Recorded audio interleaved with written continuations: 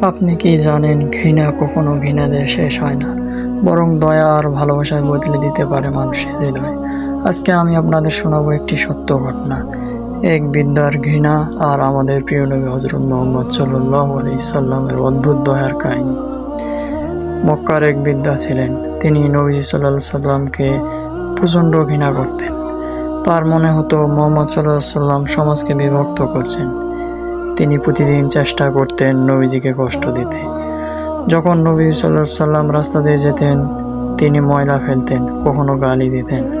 আশেপাশের লোকজন বিস্মিত হতো, কিন্তু নবীজি সাল্লাল্লাহু আলাইহি সাল্লাম কখনো রাগ করতেন না। তিনি শুধু মুচকি হেসে নীরবে চলে যেতেন। মানুষ নবীজি সাল্লাল্লাহু আলাইহি সাল্লামকে প্রশ্ন করত, আপনি কেন কিছু বললেন না?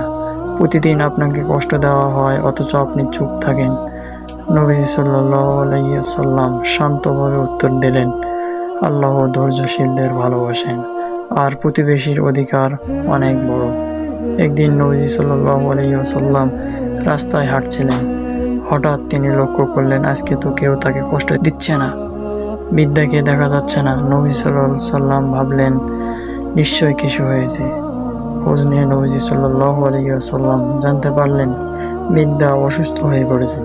তিনি বিছানায় শুয়ে আছেন, হাঁটতেও পারতেছে না। আশ্চর্যের ব্যাপার হলো, কেউ তার খোঁজও নিতে আসেনি। তখন নবীজি সাল্লাল্লাহু আলাইহি সাল্লাম নিজেই গেলেন তার ঘরে, দরজায় কড়া নাড়ালেন, বললেন, আমি মুহাম্মদ, আপনার খবর নিতে এসেছি। বৃদ্ধা অবাক হয়ে গেলেন, ভাবলেন, যাকে আমি প্রতিদিন কষ্ট দিতাম সেই কি না আজ আমার দরজায় দাঁড়িয়ে আছে। নবীজি সাল্লাল্লাহু আলাইহি সাল্লাম তার জন্য পানি নিলেন, অসুস্থতার খবর জিজ্ঞেস করলেন, মমতায় বললেন, আপনার কেমন লাগছে?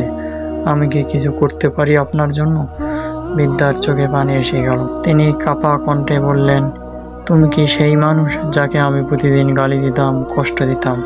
নবী সাল্লাল্লাহু আলাইহি ওয়াসাল্লাম মুস্কি হেসে বললেন, হ্যাঁ, আমি তো সেই তোমার প্রতিবেশী। বৃদ্ধা ফুঁপিয়ে কাঁদতে লাগলেন, বললেন, তুমি সত্যি মহান মানুষ, তোমার মধ্যে রাগ নেই, শুধু ভালোবাসা। নিশ্চয়ই তুমি আল্লাহর রাসূল। এবং তিনি সেই মুহূর্তে ইসলাম কবুল করলেন। প্রিয় ভাই ও বোনেরা, ঘৃণা কখনো ঘৃণা দিয়ে শেষ হয় না। দয়া, ছোঁয়া আর ভালোবাসার আচরণ মানুষের হৃদয় পরিবর্তন করে দেয়। আল্লাহ আমাদের সবাইকে দয়া ও ক্ষমাশীলতার গুণ দান করুক। আমিন।